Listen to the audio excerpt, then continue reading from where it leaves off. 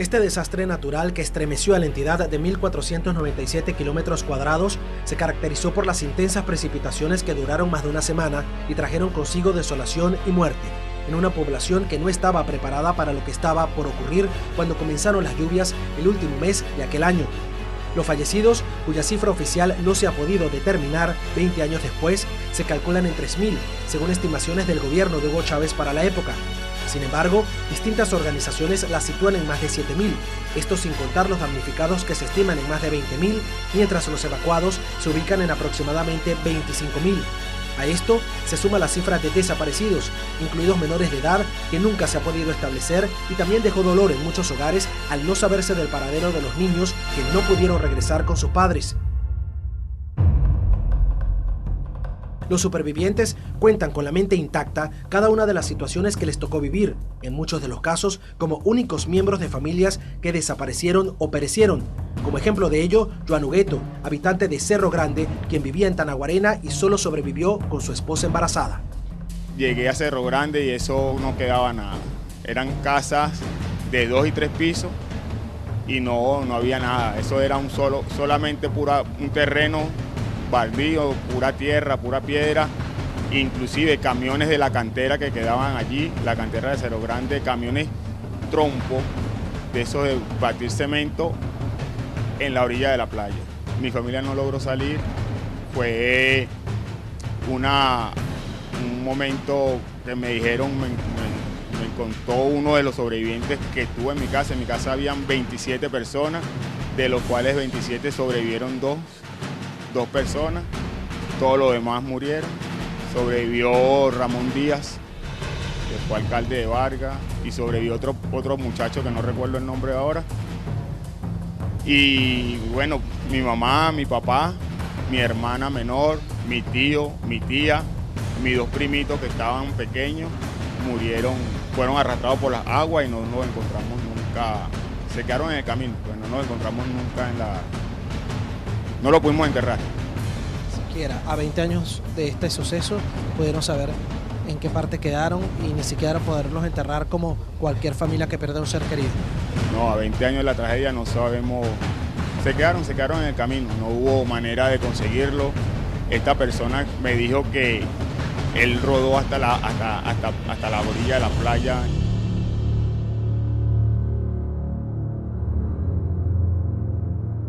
Pero además de Cerro Grande, zonas como Carmen de Uria y Maiquetía también resultaron seriamente afectadas. Las anécdotas así lo indican, como le ocurrió a Leonardo Hernández, que se subió al tercer piso de una casa y vio como el corrimiento de tierra, piedras y escombros acababa con la vida de sus vecinos, o a John Nelblecki, que le tocó caminar uno de los trayectos más duros.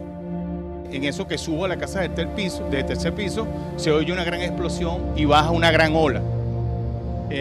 Pareciera que te estuviera contando una película de comiquita, porque podíamos ver desde la casa de 3 pisos, donde nosotros, gracias a Dios, estábamos refugiados, como otras personas y otras familias y otras casas no tuvieron esa oportunidad que tuvimos nosotros, porque los agarró dormidos, los agarró desprevenidos, porque fue una ola gigante que bajó primero por la calle Balmores Rodríguez y arrasó con la calle Balmores Rodríguez. De repente el río se dio en su totalidad y logramos bajar a ver a quienes podíamos ayudar. Pero vimos que empezó nuevamente a echar agua al río y por la calle principal explotó la otra ola, quedando nosotros aislados en el medio. Mi casa se cayó por completo y yo veía casi a 50 metros cómo mi esposa subía por una escalera que puso de una ventana, tiró a mi hijo a una casa y después pasó ella. Y estábamos a 50 metros y ella no sabía si yo estaba vivo y yo sí sabía que ella estaba viva. Yo tuve la experiencia de mi hijo, de que mi hijo Leonardito de 11 meses tuvo 3 días tomando tetero de Coca-Cola, porque ya mi esposa no le daba la sangre. Y es una cuestión, es como si vieras una película de la Segunda Guerra Mundial, con el exterminio de los judíos. Tú veías en un pasillo, todos con la cabeza vendada, los brazos fracturados, piernas fracturadas, muchos heridos y sin poderlos ayudar. Y muchos dormían, aunque usted no lo crea, muchos dormían en tabla con la lluvia cayendo. Cuando uno salía de Maiquetía a las zonas que fueron más dañinas, pues, fueron más afectadas, uno al paso pasaba, por ejemplo, por Macuto, uno pasaba por encima de las casas. conseguía todos los que eran los árboles peladito, como si hubiesen pasado como por un fogón, algo así, con tanta velocidad, se quedaban desnudos los árboles.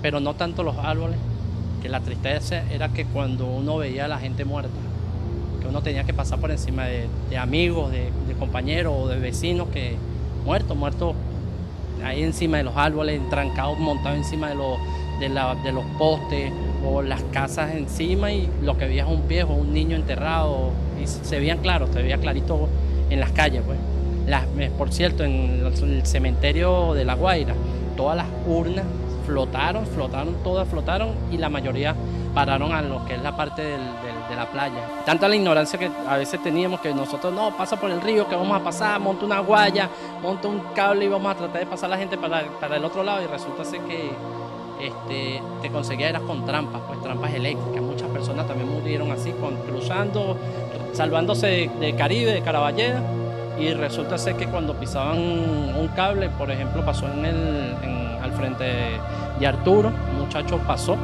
y cayó en un poste, en un hueco, y resulta ser que habían cables todavía con líneas vivas, y falleció electrocutado. Y eso es una cosa que uno vio en ese tiempo que a veces pegan bastante en el corazón. En el caso de José Gregorio Pacheco, la situación fue determinante para salir con vida de la casa en donde se encontraba, ya que el agua iba subiendo en cuestión de minutos. El reaccionar ante el peligro de perder la vida fue crucial. Lo primero que pensamos cuando nos quedamos los 5 era que teníamos que montarnos una mata de mango que estaba detrás, cerca de la placa, y agarrar por allí hacia el cerro, hacia la montaña. Pero bueno, gracias a Dios el helicóptero vino, porque todo ese pedazo de montaña por el cual nosotros pensábamos subir, se vino completo, como una gran tajada de montaña, se vino completo detrás de la casa de nosotros. Me imagino que eso fue lo que después a la postre termina tumbando la casa. Pero no solo caminar descalzos entre escombros en donde abundaban vidrios y pedir refugio en otro edificio cuando la lluvia arreciaba, sino evitar que la Guardia Nacional se llevara a sus sobrinos en un helicóptero o la separación familiar, fueron obstáculos que, como muchos, debió enfrentar. Como a las 12 llegó un soldado, nos dijo: los que sepan nadar, vénganse.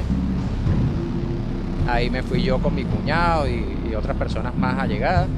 Se quedaron mis padres con mis hermanas que tenían los niños pequeños, y uno de mis hermanos se quedó con ellos.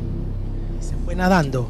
Y no, o sea, cuando llegamos al puerto nos llevaron a la marina, la marina del Sheraton, y allí estaba, era una lancha normal parada, una lancha de guardacosta, y nos montamos sin tener que nadar absolutamente nada. Los pudimos haber sacado a ellos. Solo que llegando al puerto sí la cosa se complicaba un poco, porque nos dejaban y el puerto era muy alto, el muelle, y tuvimos que encaramarnos un poquito ahí, hacer un poco más de esfuerzo. Quizás mis padres no hubiesen estado en condiciones, nos hubiese costado mucho más subirlos a ellos allí.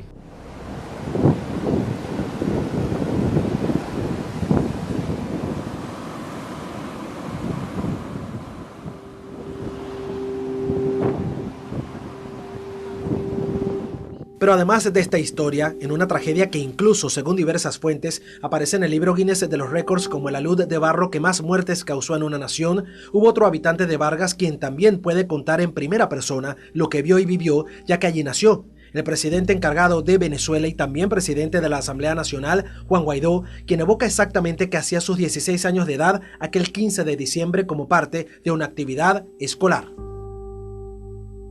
Recuerdo claramente que ese día estábamos en la verbena del colegio, y luego yo iba a subir a Caracas, en ese momento a visitar a un familiar, y nos tocó hacerlo, ¿no? Por supuesto mi mamá, mis hermanos, que estaba uno de 1 año y el otro de meses apenas, los más pequeños. Mis 2 hermanas pequeñas también estaban, vivían con mi papá en ese momento, y estaban muy pequeñitas, ¿no? Entonces la separación familiar, la incomunicación, no poder ubicar a las personas, fue parte de la dinámica, recuerdo claro ese día. Para el presidente encargado del país, la emergencia debió atenderse inmediatamente y no después por el acto electoral de la constituyente. Recuerda el primer mandatario encargado dónde vivía y lo que hizo como voluntario. Nosotros vivíamos en un sector que se llama Corapal, pero mi papá vivía en la parte de Caraballeda, y los suegros de mi mamá, por ejemplo, en la parte de arriba de los corales, mi abuela en Macuto, mi tío en Catenamar, es decir, en toda La Guaira, básicamente. Y recuerdo precisamente cuando las imágenes, bueno, a todos nos toca ayudar de una manera u otra, en un refugio, buscando amigos, contactando o localizando familiares, regresando cuando logramos luego a eso del 24 o 25 de diciembre poder regresar a la casa parcialmente llena de tierra. La habían saqueado también, eso fue posterior a la tragedia, que hubo muchos sucesos digamos, de delincuencia, producto del desastre, producto de la desesperación en cierto modo. El presidente de la Asamblea Nacional asegura que este hecho es inolvidable ante lo que observó, pero al mismo tiempo asegura que le sirvió para destacar la actitud de la ciudadanía en gran medida. Por supuesto las imágenes al regresar, ¿no? Todo bajo tierra, y hay algo en particular que era el olor. O sea, muchos hablaban de que olía a carne descompuesta o a muerto, como decían entre comillas. Uno lo decía, no es así, no es de esa manera, hasta que 6 meses después, en algún sitio donde llegué, había un animal que no encontraban, que aparentemente había muerto. Y me trasladó inmediatamente a ese olor de ese diciembre, ¿no? Era la cantidad de desaparecidos, la cantidad de muertos, era una sensación muy tensa, pero sobre todo la cantidad de familias regresando a ayudarse, regresando a buscarse, regresando a reencontrarse, a tratar de rescatar lo que pudieran, a levantarse una y otra vez. Más allá del hecho, yo creo que esa solidaridad posterior entre familias, entre amigos, entre venezolanos, yo creo que también es un elemento que me marcó muchísimo. O sea, el ayudar al prójimo, el ayudar a la familia. En mi caso, nosotros durante 6 meses vivimos en una habitación 6-7 personas, gracias a un familiar que nos acogió en Caracas en ese momento. Entonces yo creo que esa solidaridad entre familias, entre amigos, que se vio inmediatamente, entre todos los estudiantes que llegaron a Caracas, a Valencia o a alguna otra ciudad de Venezuela que fueron también ayudados, yo creo que fue más impresionante aún que cualquier otro elemento. El presidente encargado de Venezuela, Juan Guaidó, perdió amigos del colegio y vecinos en este hecho, y a pesar del momento difícil que vivió la población de Vargas, destaca cómo el venezolano se levanta de tragedias como esta, lo que moldeó su futuro político. Yo creo que hoy muchos venezolanos se sienten identificados con ese sentimiento. Yo por eso hago mucho paralelismo con este momento que está viviendo Venezuela, a veces que estamos viviendo los venezolanos, de desasosiego, de incertidumbre. Por eso rescato el valor de la solidaridad, el valor de levantarse y seguir. Yo creo que en ese momento también lo demostramos, a pesar de esa tragedia que vivimos. Creo que ese valor, o sea, de solidaridad, de arraigo, incluso de querer rescatar a La Guaira, de querer rescatar la unión familiar. Yo creo que eso fue parte de lo que me marcó y lo que ha marcado mi ruta política también. O sea, el tiempo pareciera detenerse cuando usted camina por muchas de las zonas de la entidad, y el riesgo de que una situación así se repita en el lugar es algo que siempre mantiene alerta a los abarguenses, quienes esperan que un suceso como este más nunca vuelva a repetirse. Estructuras como las que usted ve al fondo después de 20 años conservan el recuerdo de la tragedia del Estado Vargas. Muchos de sus habitantes aún viven en la entidad y han tenido la dicha de poder sobrevivir y contar lo que les ocurrió, como pudieron ver en este trabajo especial, pero eso sí, siempre con un recuerdo que marcará para siempre el resto de sus vidas. Reportó desde Los Corales, Estado Vargas, Derek Blanco.